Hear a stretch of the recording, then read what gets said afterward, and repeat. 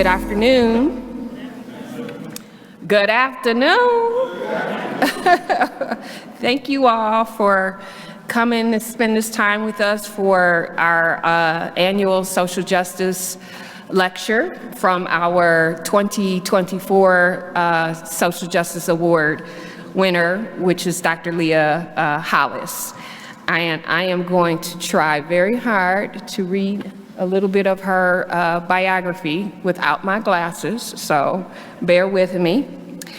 Leah P. Hollis, she is the inaugural Associate Dean of Access, Equity, and Inclusion at Penn State University. And she is a national and international expert on workplace bullying.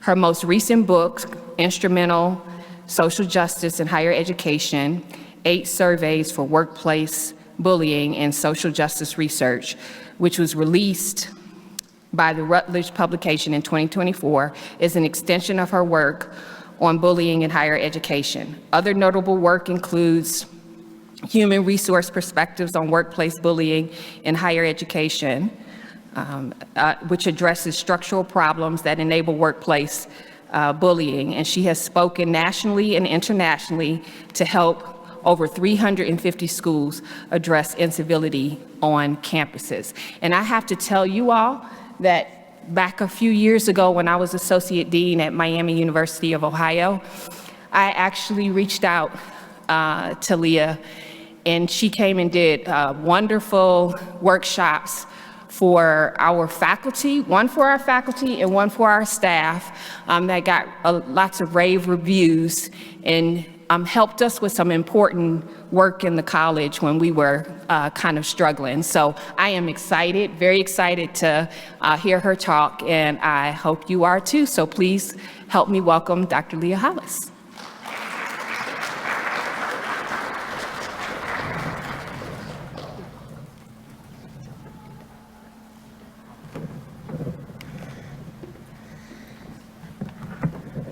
Well, good afternoon, everybody, and thank you so much for coming out on a sunny Denver day to hear my talk.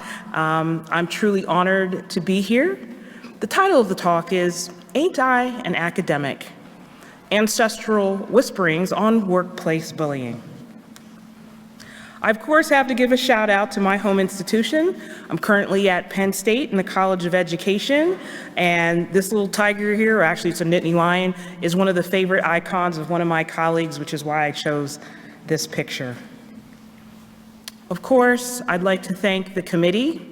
I recognize the long hours that go into developing these events. I appreciate your time and your dedication. Thank you very much. So the title, Ain't I an Academic? When I received this award in my hometown of Philadelphia last year, 2024, this title literally jumped into my head. And if you are one of those writers who has a muse or a whispering, you understand the inspiration that flows through you when these ideas come up. And I have to be honest, I believe the whisperings I hear often are from my ancestors.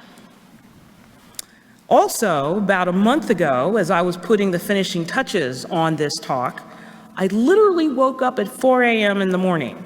For some reason, my ancestors like to talk to me in the middle of a good night's sleep, which is true, but sometimes I see their likeness in the crowd.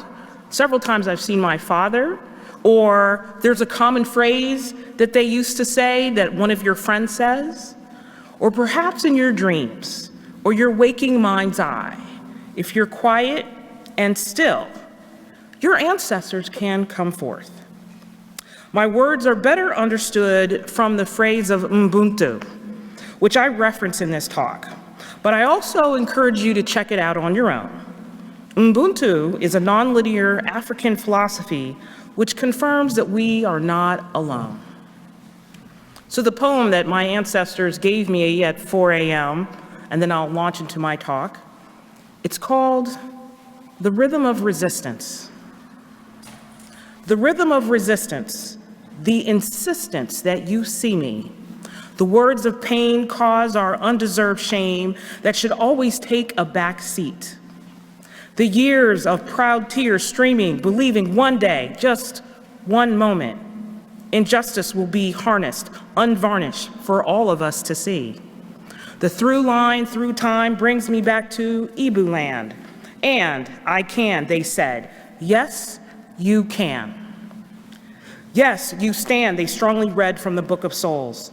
Hear the ancestral cheers when I must again resist through my tears. Knowing equal protection remains unclaimed for over 4,800 moons, coming soon, but never soon. My grandma boldly whispers, resist. We did not bring you this far to spar with emotional calamity. That is just a ruse. It tries to bludgeon me with the lies that hide the truth.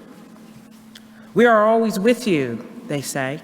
We are always with you when they don't or won't see us all. We did not walk this far to face the wrath of apathetic performance. We see the enormities of hypocrisies. So as I continue on, I'd like to thank also my family who has tirelessly supported me, the supporters who believed in me, and the detractors who constantly make me prove why I am here. All of these experiences bring me to this moment. So let me introduce to you the reasons why I'm here. That's my Uncle Ralph J. Patrick, and he's the one who painted many of these pictures. My uncle, after returning home from the Korean War, found Cheyney University. My family is originally from Greater Pittsburgh, but when he came back, he went to Cheyney, and lots of us followed him right into education. My relatives have gone to Cheyney, worked with Morgan State, Virginia State, Hampton University, and he led the way. Next to him is my Grandma Hattie Jones Patrick. Ooh, what a firebrand, and 5'2". She's a strong woman, and I have to tell you, I believe she's the one whispering to me. And once in a while, I even call my mother, who's still with us, and say, you know, Grandma said you better behave, Mom. Next to that is my great-grandfather, Charles Patrick, and his wife, Willie Bell. I have lots of other ancestors, but these are the ones that my uncle painted, and I'm using them as an illustrative example of how our ancestors are always with us. And I can't forget my father, who died when I was only 20 and a senior at Rutgers University. Even though I only had him for 20 short years, I've actually lived longer than the time I had him. But I learned this amazing gift of determination. I learned grace under pressure, but also to protect my civil rights. My father was wonderful at advocating for others who are still benefiting from his leadership. For example, there was a young woman in his school district, and this was in the 80s, where we still didn't have ADA protections. But this young woman needed extra support, and he made some phone calls. Instead of just booting her out, like a lot of school districts were doing with those on the spectrum, and found her an alternative learning path. That woman is still thriving today. Thank you, Daddy. So, I'm going to conflate my personal ancestors with some literary ancestors. The truth, as in Sojourner Truth. So I repeat the question, ain't I an academic? The truth. At the 1851 Women's Rights Convention in Akron, Ohio, Sojourner Truth delivered what is now recognized as one of the most famous abolitionist and women's rights speeches in American history. That's where the phrase comes from. Ain't I a woman? So let's look at the concepts from this abolitionist ancestor. From her talk, she offered, that man over there says that women need to be helped into carriages and lifted over ditches and to have the best place everywhere. But nobody ever helps me into carriages or over mud puddles or gives me the best place. But let's look at the academic truth. Academics say faculty need mentors and guides. through the tenure process. But so often, minoritized faculty don't get effective mentoring or help through the 2-year or 4-year reviews. Who assigns us the largest classes at unpreferred times? But ain't I an academic? So I ask you to reflect on various truths. How did you get here? Regardless of your path, you came through some ancestors, whether you knew them or not. We all came through a lineage, and we stand here as their wildest dreams. For my pathway, I am a descendant of the Ibu Nation. Our journey started with the Middle Passage. My mother and her undying curiosity found we came through Savannah, Georgia. My family migrated to Pittsburgh, worked in old coal and old steel, survived World War II. My grandfather was one of those Navy carriers. My uncle went through the Korean War, the turbulence of the 60s, and I'm a survivor of the Johnstown flood from 1977. This is how I came to you on the shoulders of my ancestors. But I will say to you, as they constantly say to me, they did not toil to have me or you abused, berated, or bullied. So let me outline, what does bullying look like in higher education? Well, what bullying looks like in any field. This list is from the Short Negative Acts Questionnaire, developed by Ståle Einarson, the University of Bergen in the Scandinavian countries. This Short Negative Acts Questionnaire, otherwise known as the SNAQ, is publicly available should you Google it. What bullying looks like. If you're yelled at, experience job threats, excluded from meetings where you're supposed to make decisions, gaslighting, the silent treatment, unreasonable tasks assigned to you, unreasonable deadlines, diminished accomplishments, and harassment over earned sick time or vacation time. If you're experiencing even 2 of these things, you're being bullied. Ain't I an academic? We didn't come to higher education to be whooped psychologically, to have our talent quashed, to have our voices silenced. Our ancestors did not say we have to put up with this psychological abuse. And when I say this academic, this isn't to reference just some of my experiences, but it references data of over 2,700 voices that I've collected over the last 15 years in higher education who have offered their insight about workplace bullying. And also, as I discuss we, I'm discussing the royal we, that is all of us. Those of us who historically have been relegated to the margins. Those of us on the short end of the power differential. The reason why so many Black and brown folks end up experiencing workplace bullying is because it's based on a power differential. Too often, we are in the entry-level or even middle-level ranks and don't have the power to fight back. Overall, workplace bullying affects 58 to 62% of higher education employees, and it occurs more often for women and then women of color. And when I say affects people who are affected by workplace bullying, I'm also referencing the bystanders and the witnesses. How many times have you been traveling down the highway and you see a horrible accident? I know the first thing I think, I hope nobody was hurt. I hope nobody lost their life. And that image stays with you. It's the same thing when we see a natural disaster on TV, or even if I remember 9/11. I was working outside of New York at that time. We are affected by the trauma heaped on others. and it can also be just as devastating for the bystander. In a true story, a colleague shared with me an instance from a faculty meeting where the director and the department chair had a furious argument. I mean, they could have popped off the lead nails and put on a Vaseline. They went at it. Not physically, but verbally, it was that violent.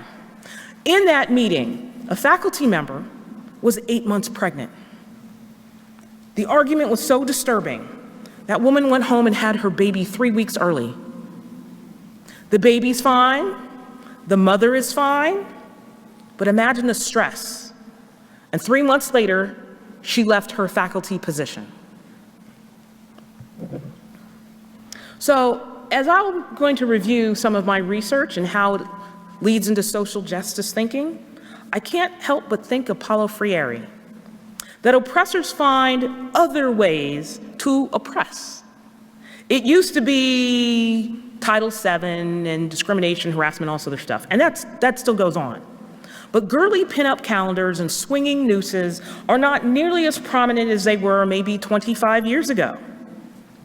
I often argue that bullying can be sanitized for workplace abuse, because if you don't have an explicit, because I'm a woman, because I am black, because I am over 40, it's tougher to prove the discriminatory animus.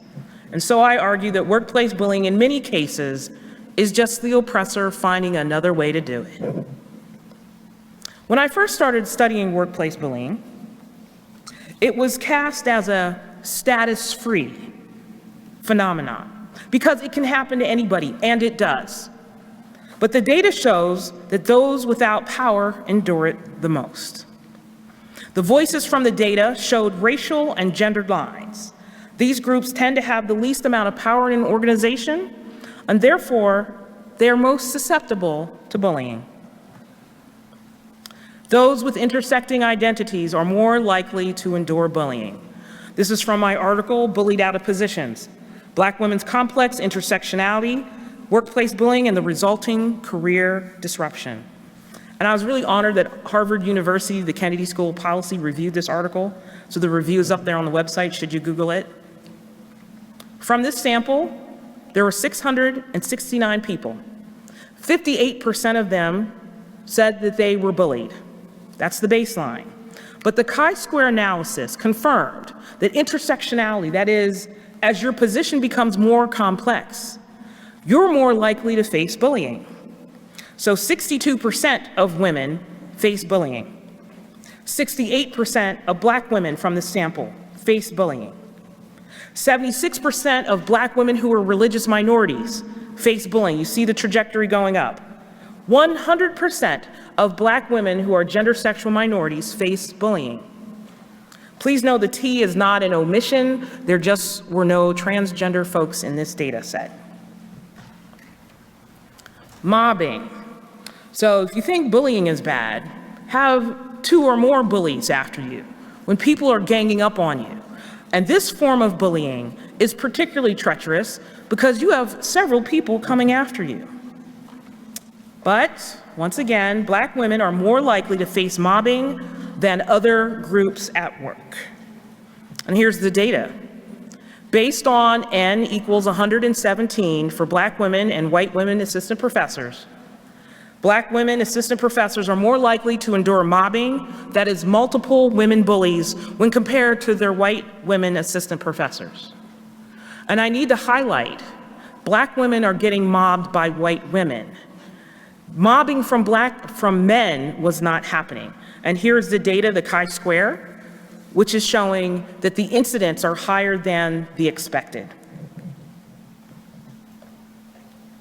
I also took an examination of how black men are affected by bullying. Well, the study showed that men, and I also looked at insomnia, revealed that while black men face more bullying than white men, and typically in the face of gossip. So the kind of bullying black men face is people whisper campaigns and chatting about them and spreading rumors. However, white men were more likely to lose sleep over this. And so in the open-ended comments, black men were saying, yeah, I know I'm being bullied. I know people are gossiping about me. I know that this is unfair. But I'm more concerned about crossing campus without the campus police harassing me. I'm more concerned about being harassed if I want to come to my office on the weekend. They were more concerned about their son coming home from school and making sure he was not pulled over by the police. So the reason it seemed that Black men were not losing sleep over bullying is because what they need to think about to survive in this world was much more egregious than dealing with gossip at work. Another form of bullying you can see in microaggressions, the slights and insults that you hear in meetings or in the hall. And these things can happen in conversations, classroom spaces. It can just happen in a conversation. This actually happened to me earlier this fall. The Philadelphia Inquirer had reached out to me to give a quote about the Harris and Trump election, or I should say, their debate.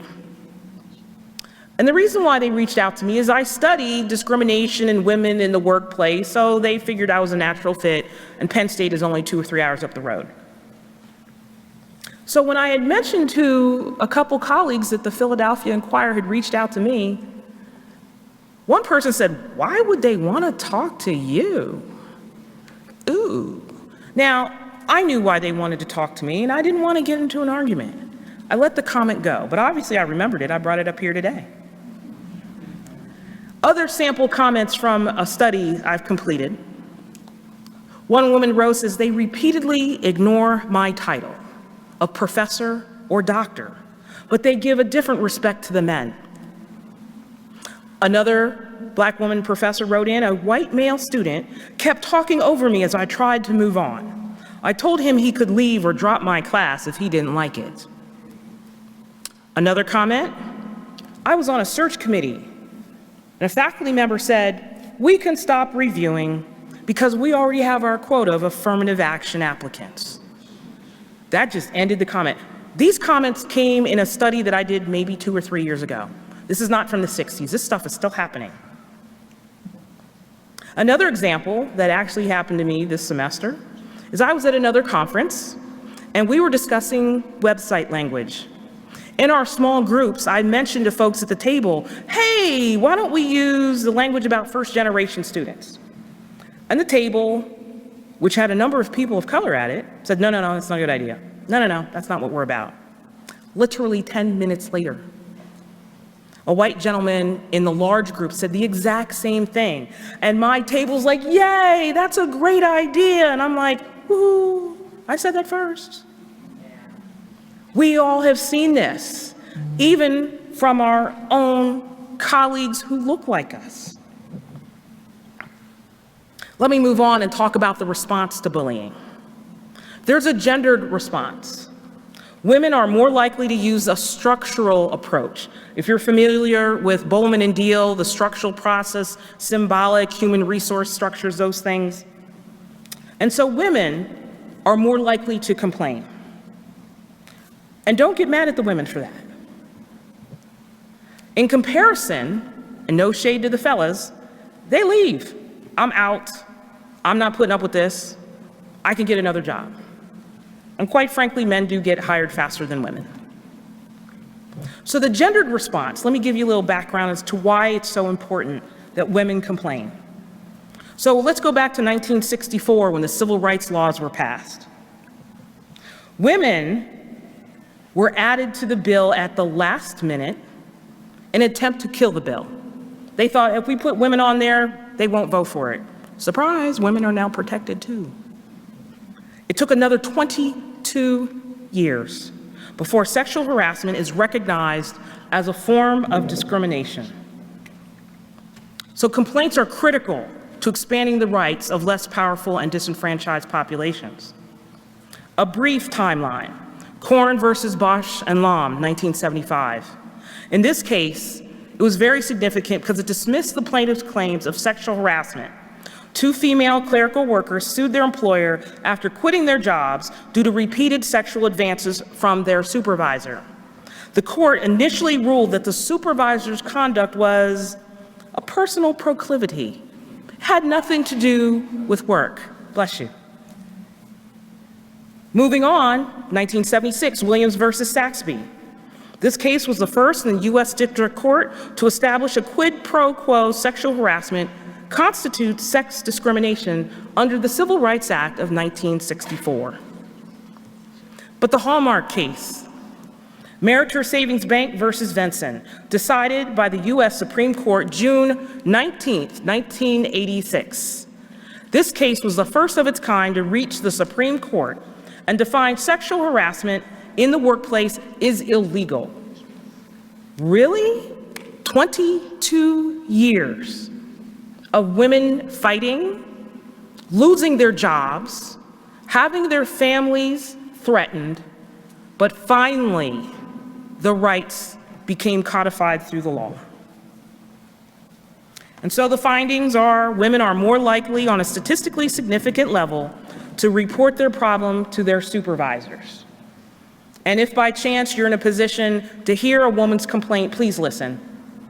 Because nobody goes to work thinking, I'm gonna come after my boss. Nobody takes a job saying, ooh, I can't wait to complain. It's the last thing anybody wants to do. They just want to work in peace. I continued on with my work and wanted to examine, like, gee, does workplace bullying happen for women at HBCUs versus PWIs? And of course, the term misogynoir, the sexist racism that Black women face. So at PWIs, it tends to be racism. At HBCUs, it tends to be sexism. Can't get away from it. From the data, these quotes, Black women reported lots of bullying at HBCUs. In fact, one specifically said, my HBCU is like a slave ship. Another wrote, they don't pay us, so we don't sue them. It doesn't matter where Black women go, and I wrote this wonderful article with a colleague, Tara Blackshear, please look up the article, about space and place. Whether you're at a PWI or an HBCU, Black women are catching it. So how did the bullying affect the women in this sample? Miscarriage, grand mal seizure, hypertension, insomnia, panic attacks, destroyed their family. One woman wrote in saying, I spent so much time fighting my institution. I sacrificed my relationships with my kids, and I have a very strained relationship with my husband. Because if you're under attack at work, that's all that goes on in your mind. That's your livelihood. That's how you take care of your family. So the data from this study was to look at the relationship between workplace bullying intensity, health problems, time wasted, and organizational distrust. And for all three of those dependent variables, the intensity of workplace bullying has a statistically significant relationship with these other problems. Another form of bullying is vicarious bullying. That's when a bully sends their henchmen, if you will, or their subordinates to engage in the bullying. What does this look like? Well, here's an example. A bully president is known for his bad behavior. He sends his administrative assistant to colleagues to bark his orders and demand a report by 3 p.m. the same day, less than 2 hours away. They cowered, knowing that the president was behind this assistant's bad behavior. But here's what's a shame. The report had all kinds of errors in it. They were rushed, they were pushed, and when the president went to use the report, he was a bit on the hot spot because there were so many errors in it. But this is an example of vicarious bullying, when the original bully has the power and sends a subordinate to extend that power so they can look like the good guy. And no surprise, Black women are at a statistically significant level more likely to face vicarious bullying. Recently, I did a study on colorism. And when I did the study, one of the participants asked, is this color thing still an issue? Really? And the answer is yes. People who are darker are more likely to face bullying compared to those with a lighter complexion. So if we look at the color band, and this was in the survey when I sent it out, A and B are the darker complexions, and then C, D, and E are the lighter complexions. Participants with the darker complexion, identified as russet or Peru, are more likely to experience workplace bullying at a statistically significant level when compared to their lighter complected colleagues. Unfortunately, yes, color is still a thing. And somewhere along the way, well, actually pretty early in my studies, I wanted to know, well, who's not bullied? Because the way I'm putting it out there is like everybody's bullied. Oh my God, nobody's safe. But let's look at social dominance theory. Who is not bullied? So if you stay in your place, that is, you stay at the master's level, you don't seek supervisory roles, you don't seek budgetary roles, you don't get your doctorate, you don't seek tenure. Now let me say, if those are your honest choices because you have other things in your life you want to do, that is wonderful. No shade there.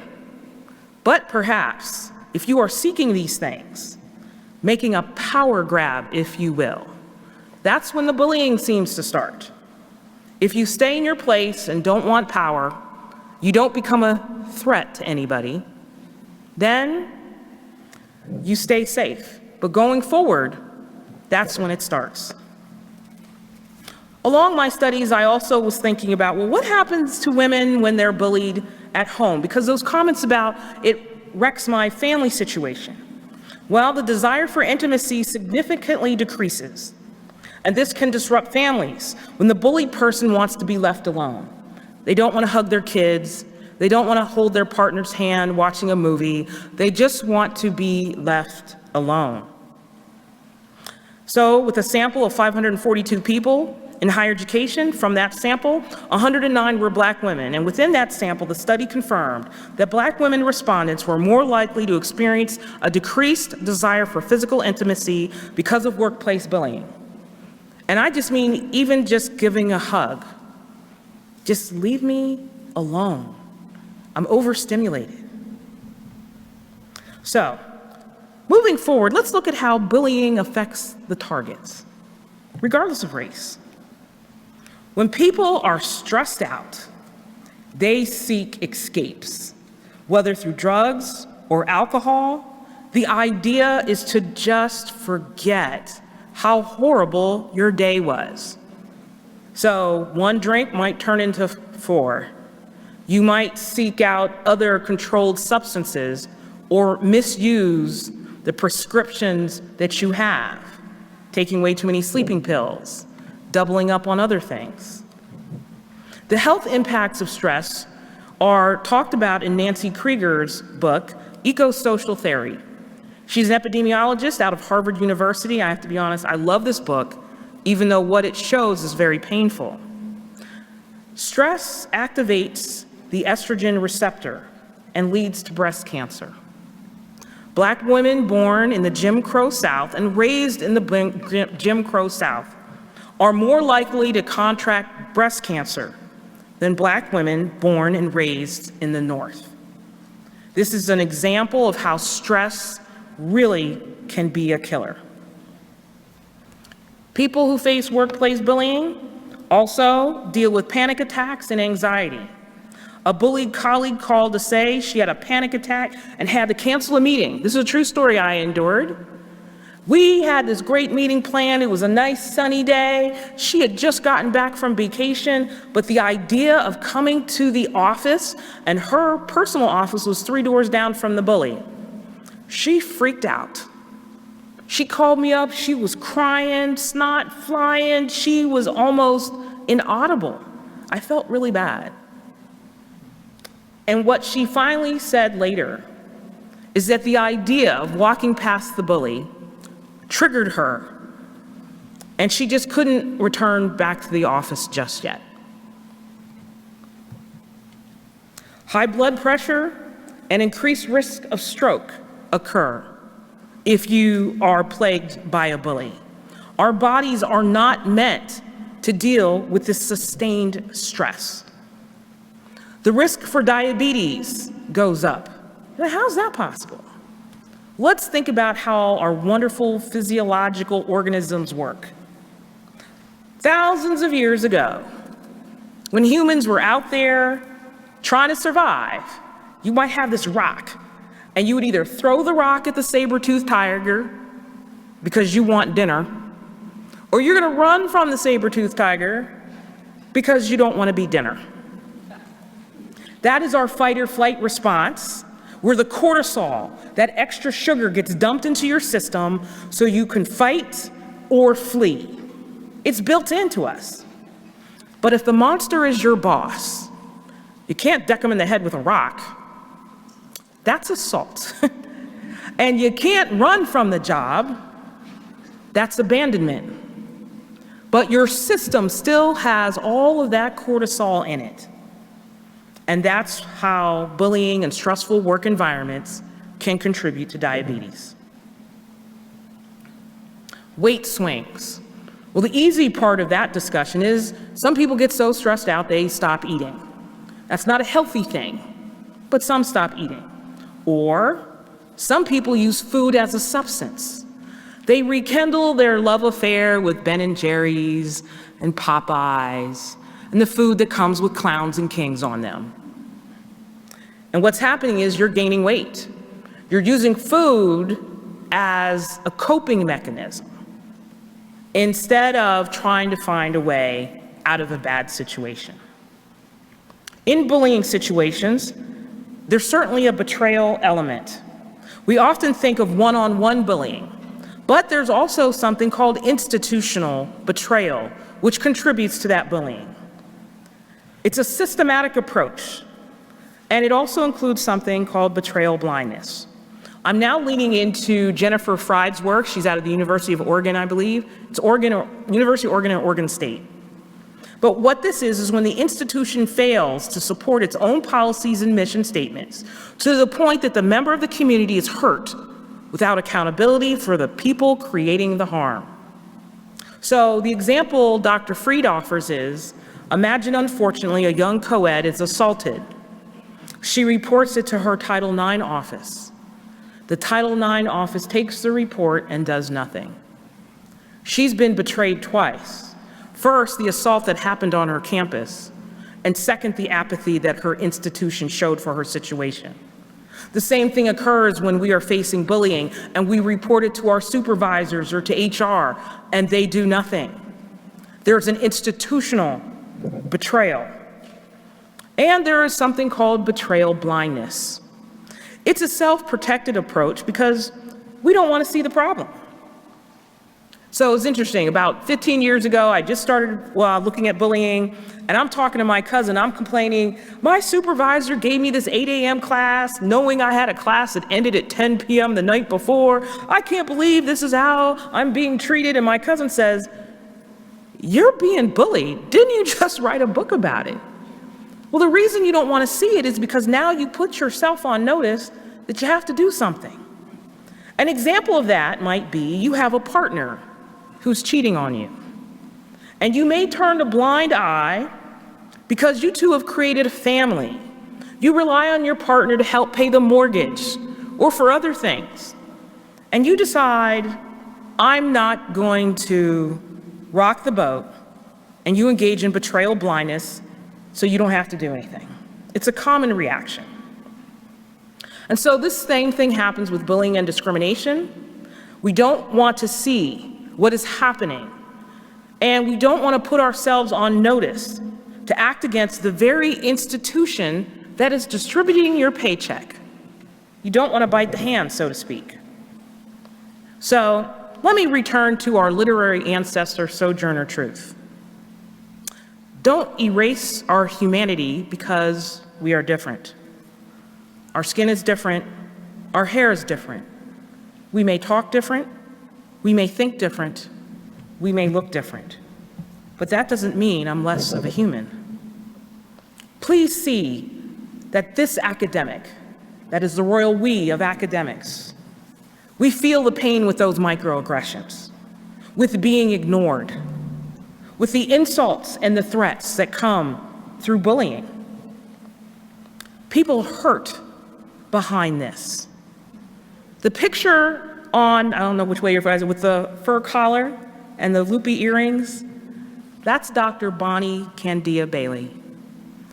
She was the vice president of student affairs at Lincoln University, Missouri. And after 6 months of being on campus and reporting to the board she was bullied, and going to HR that she was bullied, and going to her president she was bullied, she was coming home to her alma mater and was bullied to death. She took her own life by suicide to escape the bullying. The other picture I'm sure you all recognize is Dr. Claudine Gay, the first Black woman to be president at Harvard University. She experienced a bit of a career death, if you will, because there was a concerted campaign to take her out, and the institution caved. Bullying hurts lives.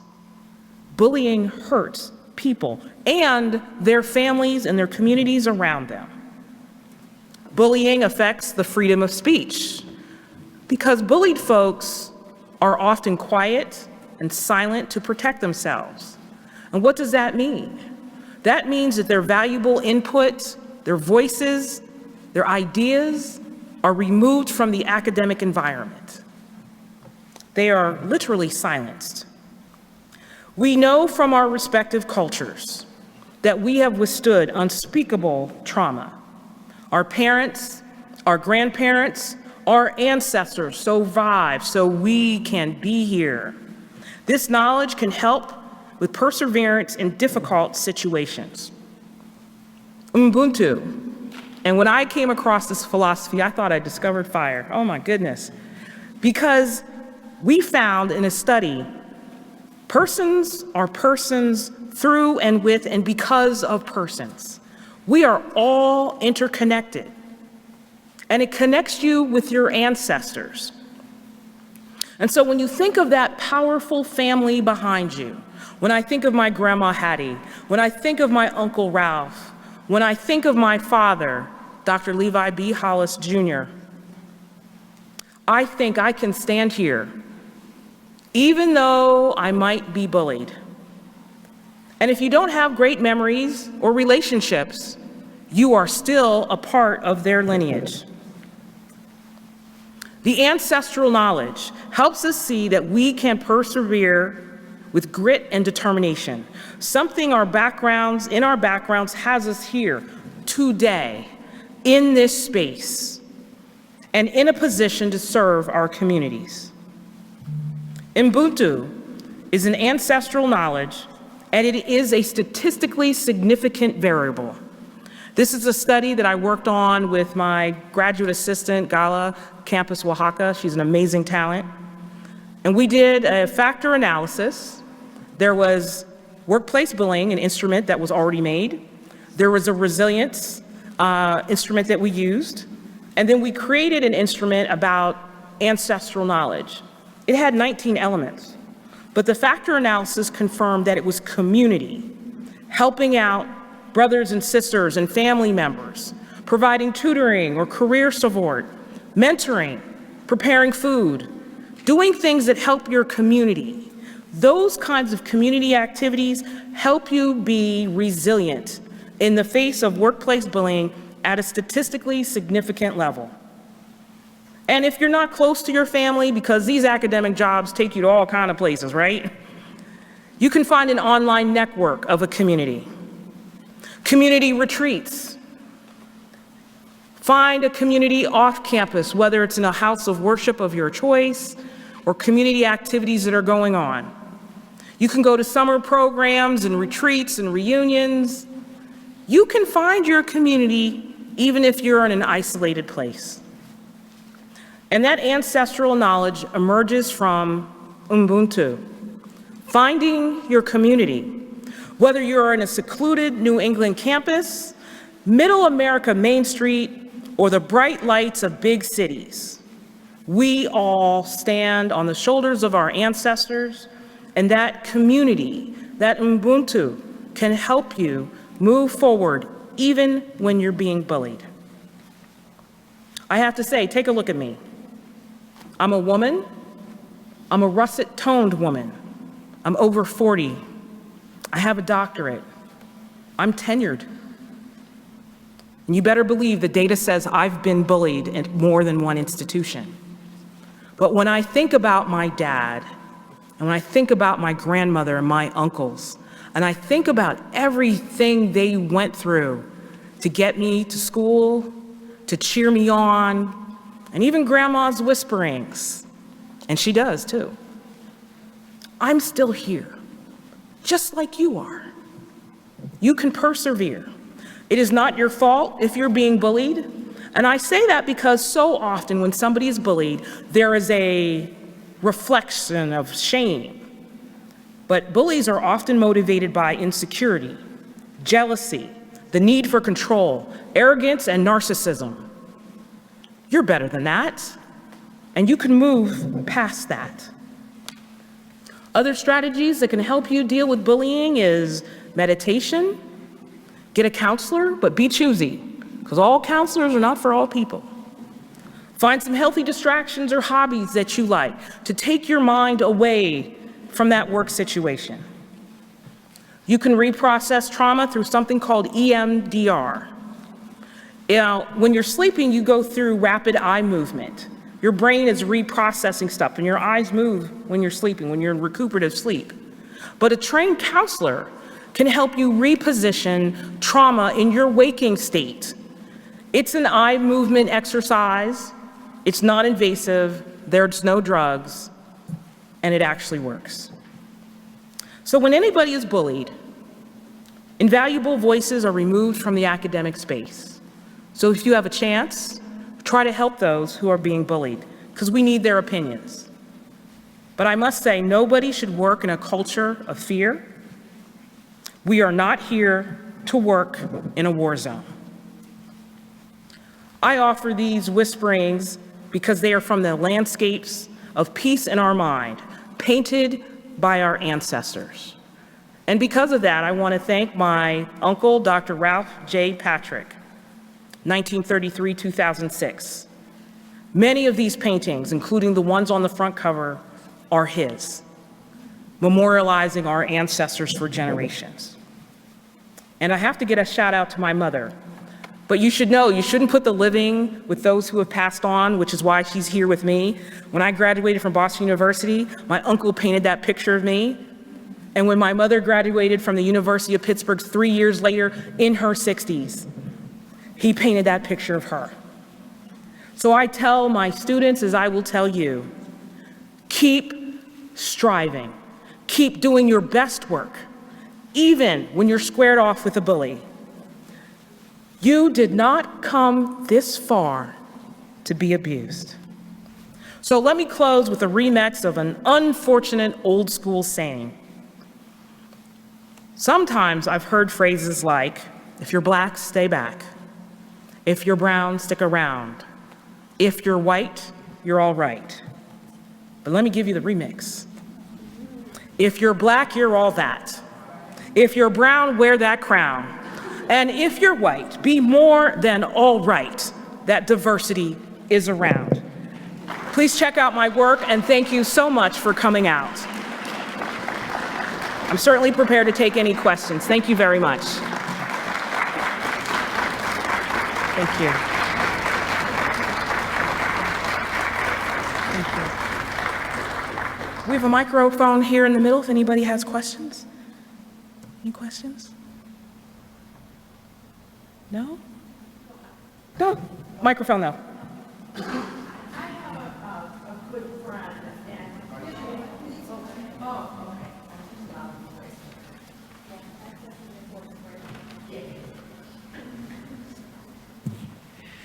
Hi, okay, cool.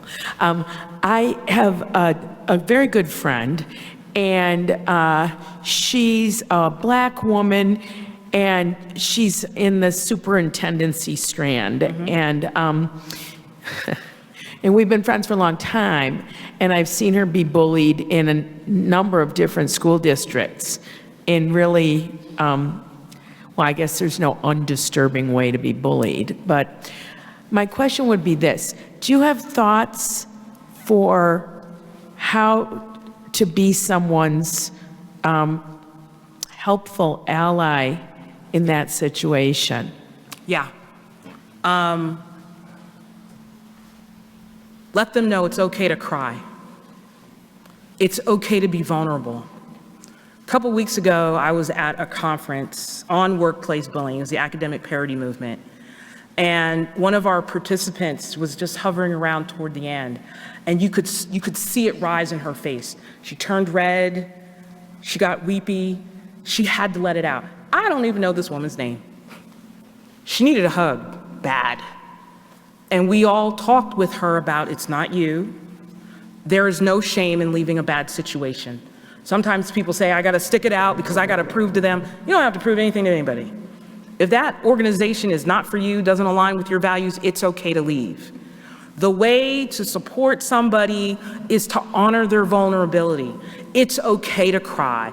It's okay to cuss them out. It's okay to just be quiet. Maybe your friend just wants to go to a movie and not talk about it, but know that you're there. Maybe your friend wants to dish it up over some white wine or a rosé. Maybe your friend just wants to hang out and have dinner. So I would say find out what kind of support they would like. They may not tell you. Observe what soothes them. Support them in any job change or transition. And one of the things I have found out with workplace bullying, and even when I have been bullied, a lot of times we don't tell. We don't tell our family, we don't tell our friends, we don't tell our parents. And then when you act out, and you're gonna act out if you've been bullied. I mean, come on, you're under all this pressure. But if you tell your family, they can support you. They can understand why you're saying, no, I don't want a hug. They don't take it personal. So also encourage your friend to tell allies, because you know what? Somebody may have a job, or somebody may have an opportunity or a grant, but if you hold it all to yourself, people don't know to come and help you. But give them grace, accept their vulnerability, make it a safe place, forgive them if they pop off, and learn what it is that supports them. I think you're a wonderful colleague and ally to ask that question. Thank you. Hello. Hello. Hi there, Michael Seabury from Clark Atlanta University. Couple things, comments. One is I love that you have that you're doing this work, so thank you for the work that you are doing. Thank you. And also noticing that it has, I guess, named some things that I've been through in some spaces as well. But what I want to ensure is that I am not perpetuating issues that have been placed onto me within my workplace. And so what does the process look like? What did your process look like when you were really diving into self to make sure that, you know, the harms that you have experienced, you're not giving to other people in your workplace? I think that's an excellent question. There are some peer-reviewed work out there that says if, let's suppose you're a director and you're being bullied, that your subordinates 1 and 2 levels below you will feel it. Mm-hmm. And so when I've been a supervisor in a leadership position and I'm getting stress from my boss, I'll be very explicit. Hey team, I just want you to know I'm really stressing. Please let me know if I'm acting in a way that makes you uncomfortable.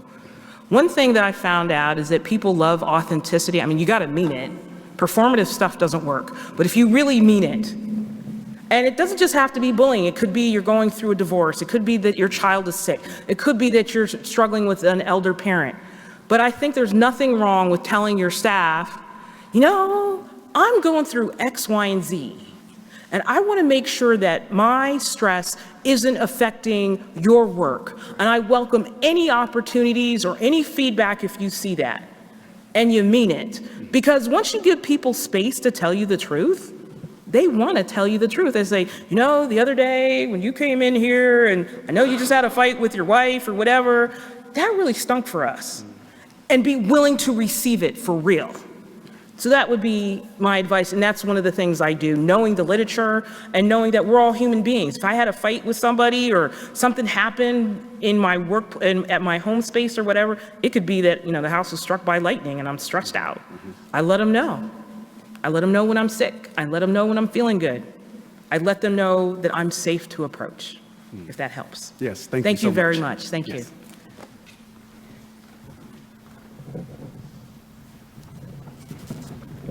Hello. Esmeralda from the USC Race and Equity Center. Thank you for blessing us with your ancestors' whispers. Thank you. Really powerful. And just situating that within this work just makes it all the more authentic, actually, which does say a lot beyond what's even on the slide. So I appreciate you. that.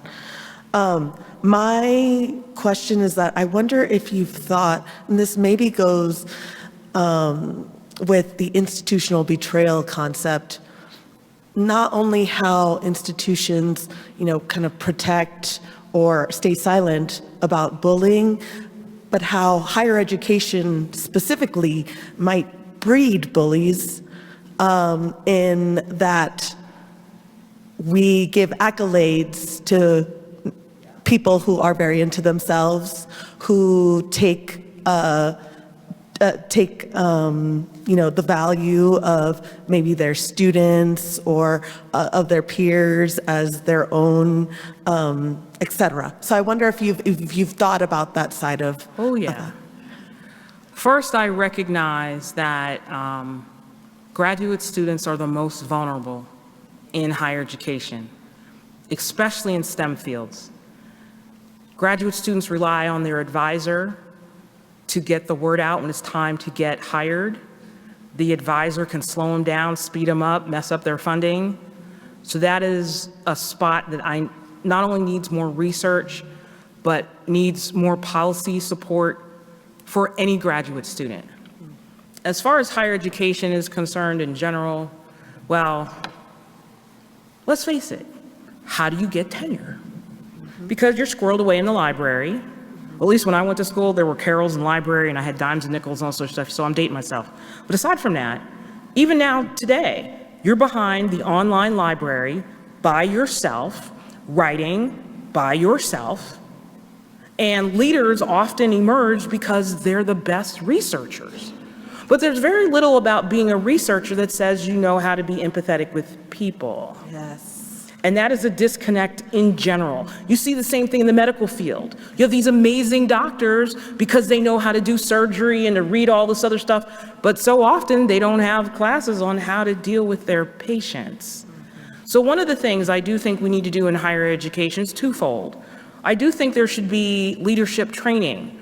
I think we have very smart, very capable leaders who just have not been trained. But in addition to that, I think we need policies. There are a few schools that have used my policies, University of Wisconsin, San Jose State. Another place to look for a great policy, believe it or not, and I love them for this, is Puerto Rico. They have a wonderful territory-wide policy that is as strong as the 1964 Title VII policies. There are a few states that have offered policies, but those policies are meant to protect the employer, not protect the employee being bullied. So to answer your question about higher education, I think there does need to be training for leaders in general about how to work with people. And I also think we need to adopt policies, because if you have a policy and you break your own policy, that becomes a big problem. So there's a twofold way of addressing that, and I understand where the problem comes from, and we have a lot of work to do. Thank you very much for your question. Anybody else? Anybody else? Yeah.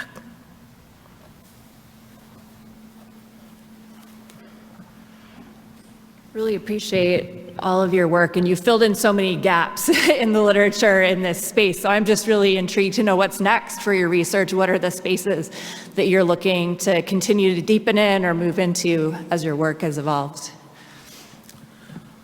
Two spaces. One certainly is in graduate education. It's tougher to get at graduate students because they're only in that space for a couple of years. Also, I appreciate that graduate students, if they're being bullied, are fearful, even in responding to an anonymous survey. The other piece that is wide open, and it's tough to get at because of IRB protections, is those with disabilities. There are disabilities that are invisible, whether it's heart or other things that people are dealing with. There are physical disabilities. You can see them, the wheelchair, the service dog, or what have you. I am aware anecdotally that those with disabilities are bullied more. That is because if you're recognizing the person who's different is more likely to get bullied. So that's another area I'd very much like to work on. After we get through commencement, I do have a meeting with a colleague, and we're going to try to look at some of that stuff. But yeah, those two areas I'm looking at next. Any other questions? And I'm not sure where we're at on time. Are we at the time, pretty much? I still have time. Any more questions? I have a very loud voice, and it's a very short.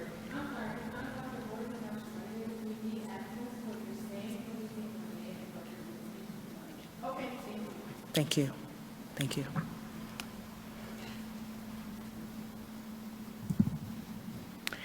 Sorry to go twice, but no one else was.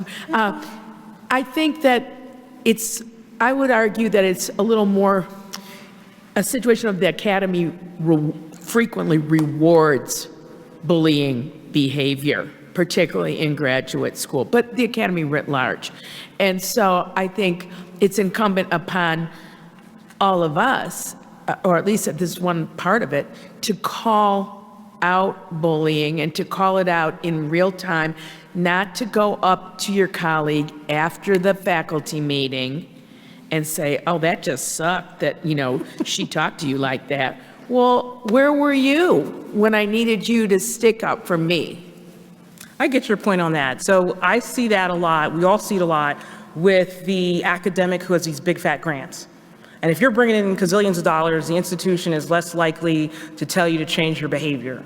Also, the graduate students in that lab or graduate students in that camp also find themselves at even a tougher position because the PI just brought in all that money. As far as calling somebody out in a meeting, I'm like 6 on one and half a dozen on the other on that one. On the one hand, I do agree with calling out somebody in real time. I get that. I've seen it, I've done it. I've done it for colleagues. When somebody's put upon in a meeting, I'll stand and say, hey, that's not fair. But there's another piece to that. Depending on the personality that you just called out, do they become even more aggressive? Do they double down on the target because you embarrassed them? Not you personally, the royal you. So I think there's a couple ways of doing that, of addressing that. But one thing that I have seen departments use, let's suppose you have a department of 15 faculty members. And at the beginning of the academic year, you all decide to have rules of the group or terms of engagement or whatever table you want to put on it. And you have an agreement. We're going to give everybody 5 minutes in each meeting. We're going to respect differences. This is what civility looks for us in a department. And if somebody steps out, suppose we made this agreement in August, but by the time we get to December, somebody is acting out. Well, now you have a collective agreement. Remember when we came up with this agreement in August? You're stepping out of this agreement, and we're asking you to rein it in.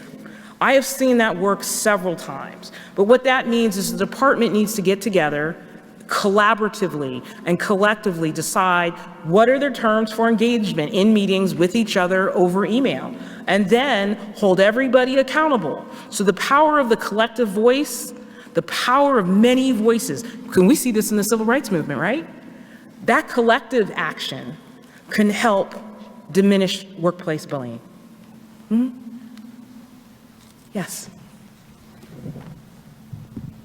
I'd just like to thank you for your presentation. It was really interesting. Thank you. I was just wondering the literature around international faculty and some of the events that may or may not take place as an international faculty joining institutions. So I've just brought a few things down that as you was going through your presentation, it made me think about my position. So I'm from the UK. Okay. I worked in the Middle East for 5 years, and then I joined an American institution last year. First of all, I think the word bullying is a really strong and powerful word, but I often think whether do we truly know what that means, right? Will that kind of impact on people's behaviours if they had that understanding? And the reason why I say that is because I have been dismissed in meetings. Not because of my knowledge in the content area, but my not understanding abbreviations. So it's having awareness of who your faculty are as well, because that feeling like you're outside is really powerful, you know. And I also like to comment on one of the things that I've definitely felt and had conversations with in meetings is around the terminologies that I think is normalised in the States, and that is senior faculty, junior faculty. I've never worked in that system before, and I think that gives, it's almost like a weapon at times to be used to dismiss and keep people out of the inner circle. Thank you. Great. You said a lot there, if I may address some of it, and thank you for your comments. Across the globe, Canada, the Scandinavian countries, France, South Africa, Turkey, Australia, those countries on the federal level prohibit bullying. And so I'm listening to the countries that you've been at, and you've been in places that don't have federal laws against it. Additionally, I recognize that the power differential that you named in senior and junior, I do recognize that is a problem. And I also know that for me, in my research, I use Einarsson's definition, but there's probably 3 or 4 definitions out there. And I also understand in European countries, mobbing and harassment are used interchangeably with bullying. About the term bullying, and I appreciate your comment about that as well. That's a tough one, because on the one hand, if we don't name it, we kind of can't address it. However, I also recognize with some of the institutions I've consulted with, they know they want me to talk about bullying, and then we'll turn around and say, you can only use the word incivility. You can't use the word bullying. Our faculty will go bananas. So to close my comments or response to what you say, I certainly agree with knowing your audience. Sometimes the terms bullying or mobbing shut people down, even though that's what it is. And so in this particular organization they work with, it's like, we want people to get the message, so we're going to ask you to use the word incivility. But I understand what you're saying and certainly appreciate your comments.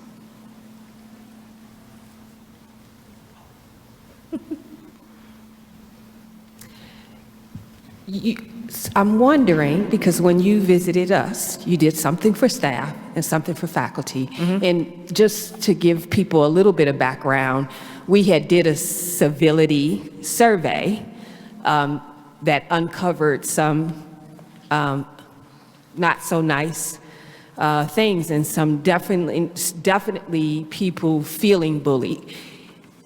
And a lot of our conversation was about maybe how faculty were disrespecting staff. But I'm curious if you see trends among faculty, then among staff, and then what's happening between them. Great question. I typically, when I go to campuses, would like to do staff and faculty different, because the faculty and the staff have very different dynamics in their work.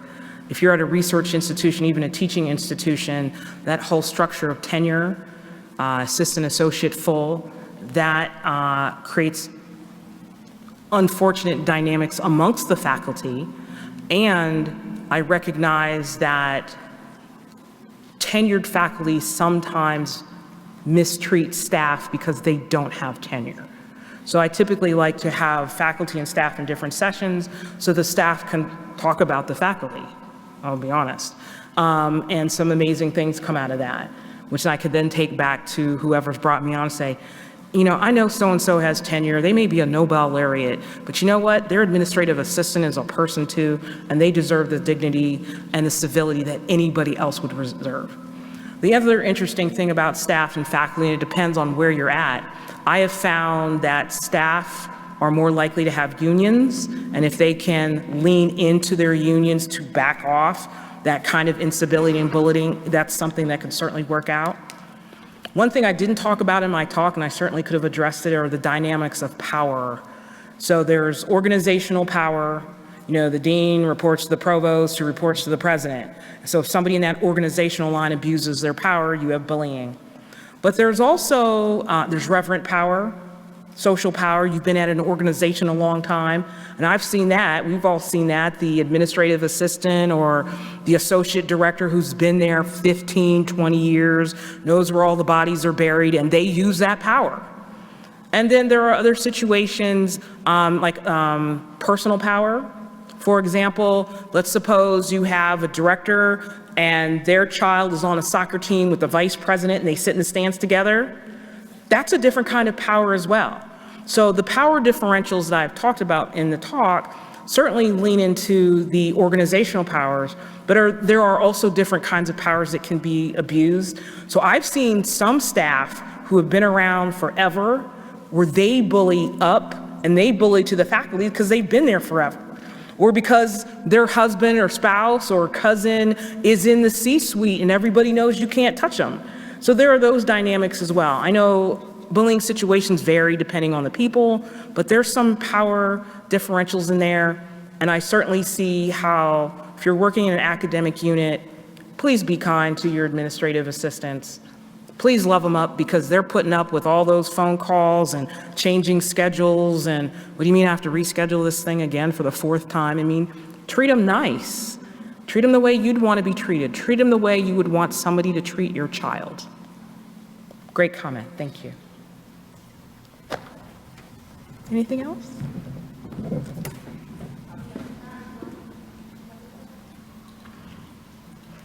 Thank you so much, Dr. Hollis, for your time and sharing your knowledge. My name is Selvi. I'm a doctoral candidate here at the University of Colorado, Denver. And I've been looking into the theory of racialized organizations, but also violence against women of color in the academy. And I've been looking at what I'm calling reproductive hegemonic leadership, thinking about how the norms that leaders at all levels kind of every day repeat because they're inherited oftentimes, and how that's violent. So I think that kind of speaks to a lot of what we're talking about here, but I'm curious, my question for you is, so what I'm doing is I'm kind of tying the system to the individual and looking at that. My question for you is,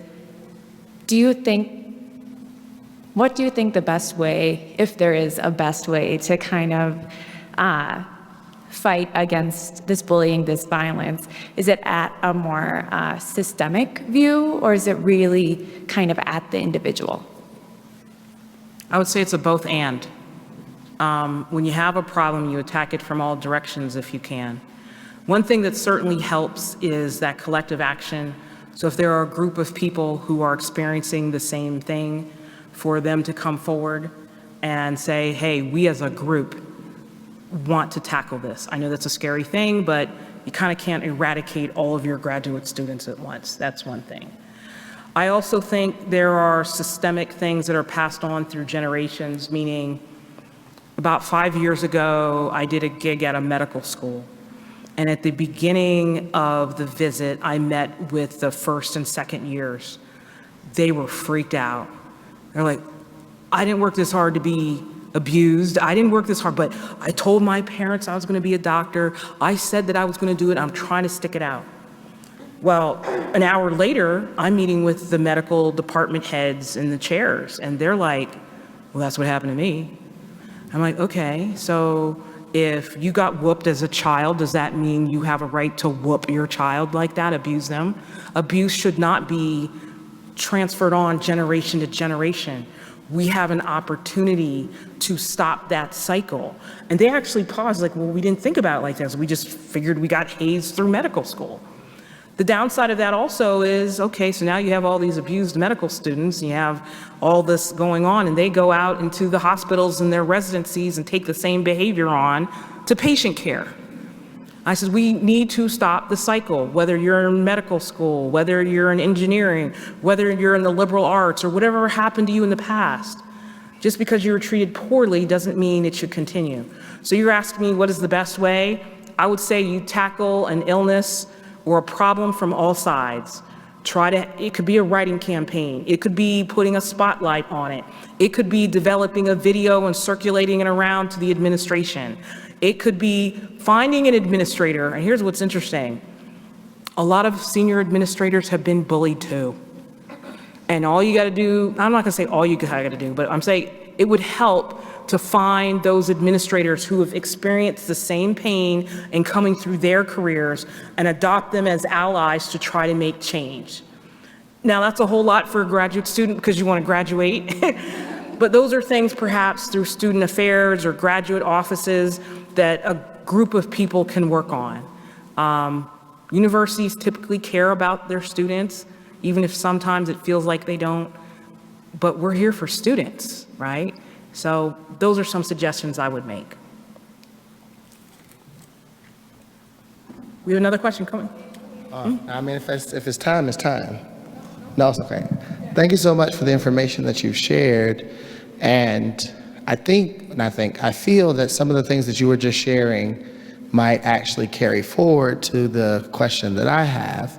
But given your research and your work, I'm wondering what suggestions, thoughts, responses do you have for all of us as we are navigating now a space where, especially if you do critical scholarship, diversity, equity, inclusion focused scholarship, that there's a level of bullying from the federal government that's happening and how it's impacting our workspace. So if there's any implications from your work to help us think about response to that type of bullying that we are experiencing and the silencing and the fear and all of that other kind of stuff. Sure.